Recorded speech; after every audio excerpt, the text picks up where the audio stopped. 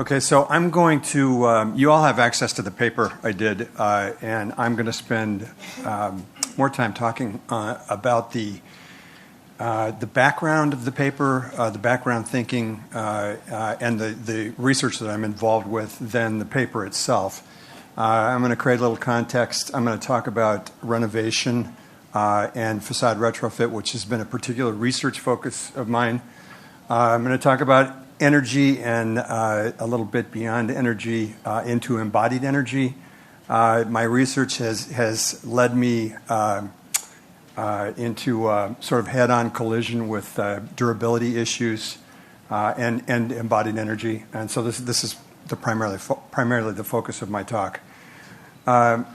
Context-wise, I always like to start. I need to start actually to orient myself with the problem that I've been looking at. I spend my time in major urban areas, primarily Los Angeles and New York City. I work out of our advanced technology studio. We have one in each of those cities. So I find myself walking around and looking at these buildings. And, it just occurred to me at some point, a lot of these buildings are old. And how do these buildings get retrofit? What happens to the building skins? How does that all work? And that was the roots of my research some years ago, and it's taken me on a very meandering journey that's been very invigorating and at times alarming and really always interesting. But I look at this thing in terms of skin and bones, which is a term that I learned from Mies. The technology that I've looked at is largely rooted in the transition from a masonry-based architecture to an architecture of structure with a supported skin that was enabled by the Industrial Revolution and technologies that emerged in that time. Particularly innovations like the structural systems that were enabled by processes of cast and wrought iron. The design developments by William Jenney towards the end of the 19th century, post and beam type structural systems, and the kind of architecture that enabled. This is a really, really interesting story, an interesting period of time. It resulted in these glass icons. These two particular buildings, you can stand on a corner in New York City and do a 180 and see both of these buildings. One has been renovated, Lever House. Seagram Building has not been renovated. It was originally a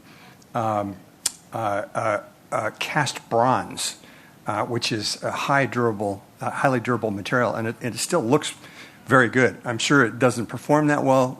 Many of these early buildings were single glazed. But it's still in service. So what this led to is a lot of innovation in the 1950s timeframe, building on the work of Mies, the models that he built of the towers in the 1920s that went unbuilt, but basically envisioned the glass architecture that was to follow. And then into the 1960s, after the real estate industry discovered the extra floor space that they could gain out of these thin, lightweight cladding systems that really drove this technology forward. And into the 1970s, all of the work that was done prior to this was single glazed. Energy was cheap. Performance, it was not the environment that we have now. The urban environments were almost 100% office buildings, right? So at the end of the workday, everybody dispersed and went and drove out into the suburban areas, and it was a work environment. Considerations like acoustics were very minimal, as opposed to now when we've spent the last 10, 20 years building high-rise residential towers in the midst of the urban environment. Acoustics emerges as a predominant consideration. So, the 1970s presented a lot of opportunities in terms of crisis. I advocate embracing constraints, and crisis drives change. We're in a situation where we need a lot of change. I see a lot of effort go into trying to mitigate the impact of change and the impact of crisis and this kind of thing. I saw energy prices force change in the European environment, back in the late 70s and early 80s, and it drove building facade technology 2 decades ahead of what we were doing in the U.S. So I think there's a lot to be said for taking these things on. I also agree with Ron that I'm an advocate of legislative change. I think in a lot of cases it's going to be a requirement, but for us as individuals and as businesses, to the extent that we can embrace change, anticipate these kinds of drivers and respond to them, the better off we're going to be. We've ended up with a lot of aging facades right now. So we're talking about facades that in a lot of cases are 50 years old and older, original facade systems. So in looking at the renovation scenarios, I studied patterns of renovation of these types of buildings, curtain wall buildings in particular. And the first thing I had to do was sort of define a typology, which I did. One of the approaches being reclad, where basically the original system is stripped off and a new system is put on. Retrofit or refit, where a retrofit is basically replacing older materials with newer, higher performing materials, which in the case of insulated glass units, for example, based on the technological advancements that the glass industry has produced, it makes a lot of sense to be using newer, high-performing glass materials. Unfortunately, our curtain wall systems are not designed for this and do not really don't accommodate this kind of strategy. But it is certainly an option, and it has been done in a few number of cases. Overclad is another strategy where basically, and there are many variations of this, where the original system is left in place and a new one is added over the top of the existing one, which can present, in certain situations, can present some opportunities.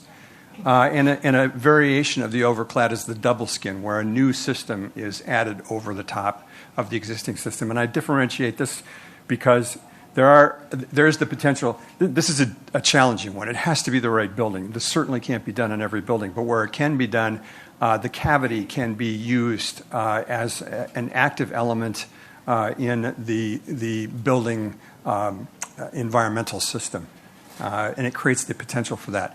But by far, what we see is that the biggest type of facade renovation is the reclad, which means that what we're doing is stripping the existing systems off and replacing them with new ones.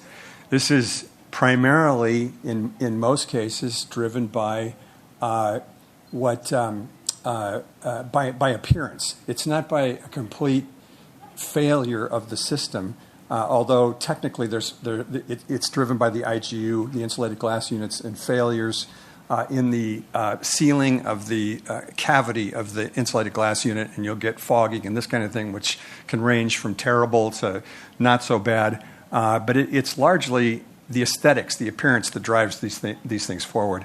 You can see this is the Javits Convention Center. We did, this is the new system here, the old system on the left-hand side here. And looking at this thing, there's a study out. Have any of you seen the mid-century unmodern study that was done by Terrapin Green in New York City? Really interesting study. I would recommend looking at. But they went in and surveyed a number of these old buildings in New York City, quite a few of them, and they worked with Hines and took one building in particular and did a deep study of the renovation of this building, and basically concluded that in many cases, these older building types, it's going to make more sense, at least economically, to tear them down and build new buildings than it is to renovate what's there for a number of different reasons, which they get into in this report. And one of the things that they did that's not in the report, but I saw a presentation that they did, is they went and interviewed the architects on these buildings, that were still around. And they said that at the time that they were designing these buildings, they had absolutely no concept that these things would be used beyond about a 20-year service life. So the fact that they were still in use was a big surprise.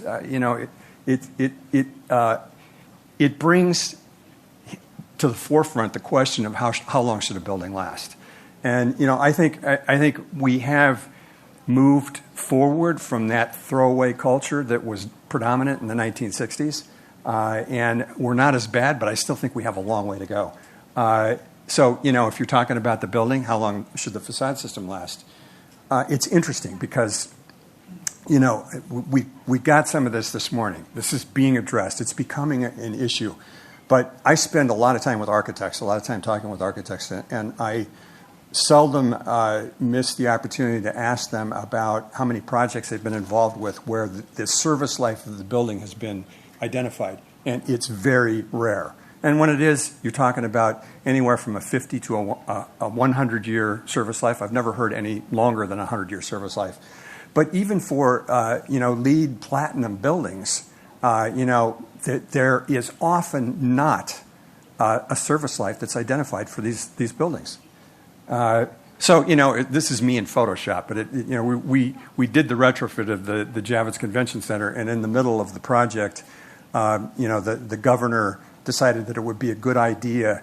We're in the middle of what was I think $1 billion renovation of the building, and he decided it'd be a good idea to build a new convention center out in Queens and tear this one down, which was a real did a lot for the morale of our construction crews that were out there replacing the facade system at the time. But one of the big points to recognize about this kind of activity is the disruption that goes along with it. Tearing down a building. I mean, we heard we heard that talked about this morning, that it can take twice as long to tear a building down as it does to build it in the first place. And what drives renovation projects, facade renovation projects, is considerations about the disruption and mitigating the disruption that occurs. And a lot of times they don't happen at all because the cost is big, right? So, but even more so than the cost is the disruption that occurs to ongoing building operations. There's nothing more expensive than to just shut the building down, right? The owner loses all revenues from the building.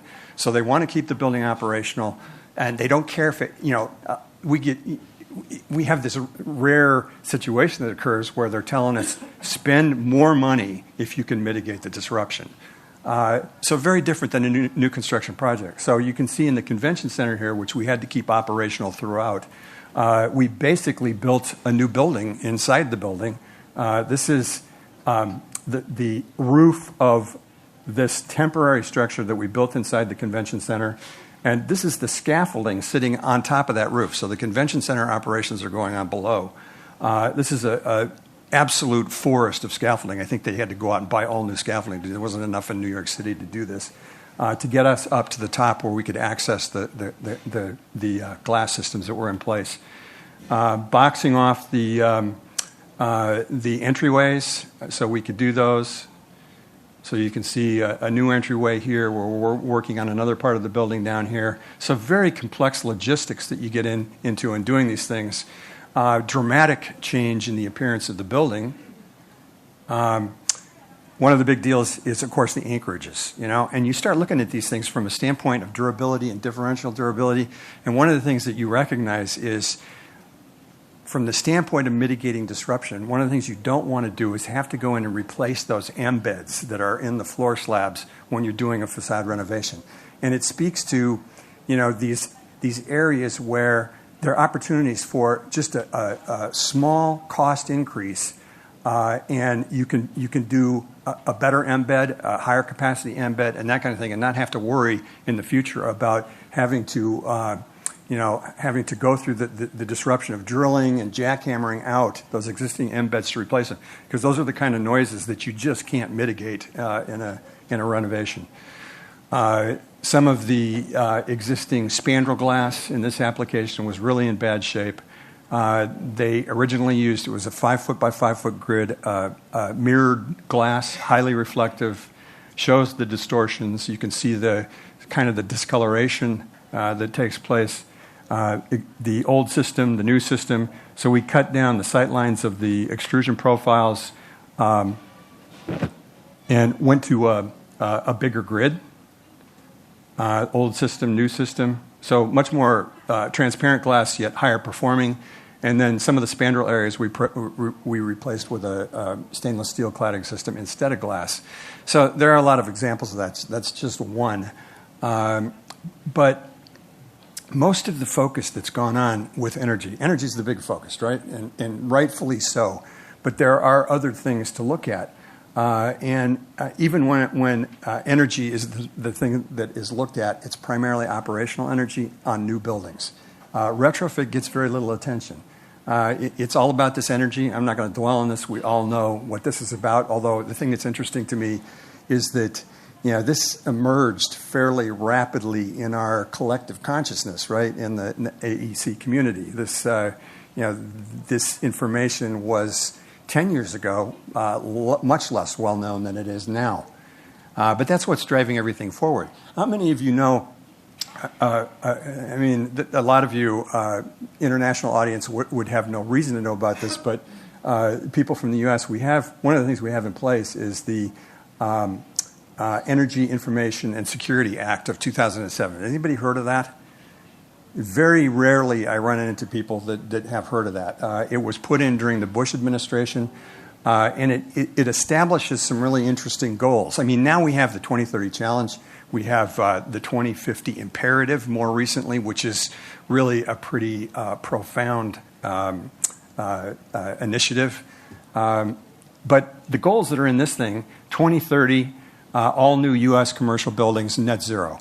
2040, all new and 50% of existing commercial buildings net zero. By 2050, conversion of the entire commercial building sector to net zero. These are very aggressive goals, and in fact, the government is starting to back off of them a little bit and starting to talk about net zero ready instead of net zero. These are the right goals. We could get there if we had the will to do it. We're not making much progress right now. The thing that's interesting about this is that if you look at net zero buildings now, and I haven't done this for a while, when I did look, it was probably a year ago, there were less than 20 buildings, most of them small single-story structures that actually qualified as data verified net zero. So we're talking about going from there to 100% net zero in the commercial building sector. That means all these tall buildings, we're talking about net zero. We don't have a clue how to do that. We don't have the technology to do it, which means that every building that we're building right now needs to be, one of the big things, important things that I think was discussed this morning was adaptability. And this is such an important thing. It should be driving design much more than it is. Because if these buildings are going to meet this goal, they're going to have to be adapted. Right? I mean, we're talking about, not very many years. These buildings that we're building right now will be there. If they're going to meet these goals, they're going to have to be adapted, including the facade systems. And we're not designing these systems to be adapted. We're not designing them to accommodate this kind of retrofit. So, the technology for zero net energy doesn't exist. Part of the problem is that we design these systems as zero maintenance. And one of the things that, the key thing that I'm looking at is, okay, what if we don't do that? What if we adopt a strategy of maintenance and partial renovation to further extend the service life of our buildings and building systems, major buildings and building systems? The fact that we're not, the biggest problem that we're trying to deal with these existing facade systems is that they weren't designed to accommodate renovation, so they present a very difficult challenge. This is as true of the buildings facade systems that we're doing right now as it was then. So, I think there's a case to be made that we're building problems for our future right now, a strong case to be made. And also, I think there's a case to be made that the facade systems that we're doing today, some of these facade systems I talked about earlier that have been in place for 50 years and over, they're single glaze systems. I think there's a case to be made that the facade systems that we're doing today are not going to last that long because they incorporate insulated glass units, which become the weak link in the facade system. Oops, sorry. I don't know what happened there. Okay, so So it's not all about energy. We have to consider adaptability. I think I think adaptability should be driving design, durability and differential durability of systems, components, and materials, and recyclability. I mean, one of the things that shocked me when I discovered it was that when we did the Javits Convention Center, we took those systems down. We hired a subcontractor, and he was responsible at no cost to us. Basically, he had a contract to haul all that stuff off and dispose of it. So the aluminum, to some extent, was recycled. Not all of it, but to some extent it was recycled. The glass went to the landfill. And this is the thing is that architectural glass is not recycled. And this is a big problem. So new technology increases operational efficiency. I mean, so this is about, what happens as our buildings become more efficient, the operational energy becomes better and better. The embodied energy becomes an increasingly larger percentage of the life cycle energy consumption of the building. So, the things that we need to be looking at are embodied energy that, like we've been talking about earlier all day today. A building starts with this embodied energy debt, and we saw information earlier today that it takes 20 years in some cases longer to pay off that energy debt. What I'm doing is I'm looking at, and maybe overlapping a little bit with what Dario might be doing, I'm looking at identifying a benchmark for the material inventories that are involved in facade systems. What are the variations in the materials? And it's interesting because one of the things that's going on in sort of a transformative thing in building facade technology today is a growing diversity in the types of materials and processes that are being employed in the building skin. It's not all about glass and aluminum anymore like it once was. So it's this aspect of differential durability and determining what is the weakest link in a system. We have a variety of emerging important materials and processes that we look at as being very important from the standpoint of high performance, but we do not assess these things adequately in terms of durability. The insulated glass unit is kind of a case in point. What we've done with the insulated glass unit is taken annealed float glass, which is good indefinitely in the building skin, right? Like in these old single glaze systems. It doesn't, it's there until somebody breaks it, basically. We've taken that with an insulated glass unit and collapsed that durability down to a 20 to 30 year time frame, and in addition made it not recyclable, because annealed float glass is perfectly recyclable. It's the coatings and the makeup of the insulated glass unit that result in the glass manufacturers not willing to reintroduce that material into the float glass manufacturing cycle. So is glass green? Interesting topic. What I claim is not by the time we get done with it. It is potentially, I think, a very green material. It's all about design and use.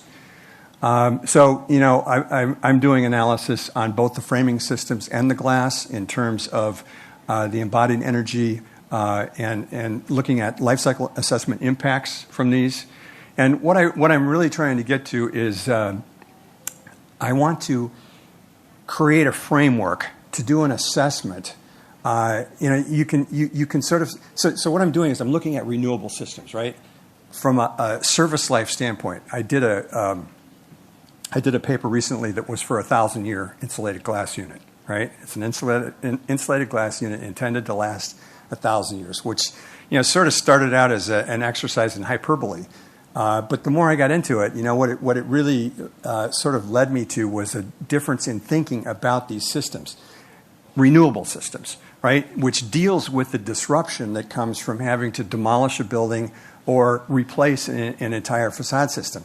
So, what you have is a insulated glass unit or a facade system that is capable of being maintained and pieces replaced, so that by the time you get to that 1,000 years, there may not be a single component in that assembly that was originally there, but it's seen a continuous service life, throughout that entire 1,000 years. The problem is that every time that you add maintenance or renovation, you're adding to the embodied energy debt of the building. So, it's a legitimate question. How do you end up in a life cycle assessment over the life cycle of this building? If I look at a building that's going to be torn down in 50 years versus a building that's going to go for 1,000 years, and it's going to have these maintenance and renovation cycles, which one really ends up looking better from an energy standpoint? And this is something that I'm struggling to try and figure out how to do this kind of assessment. It is a life cycle assessment, but So what we've done with our current facade systems is we take these systems are all interlocked, right? Once they're in, you can't take them out.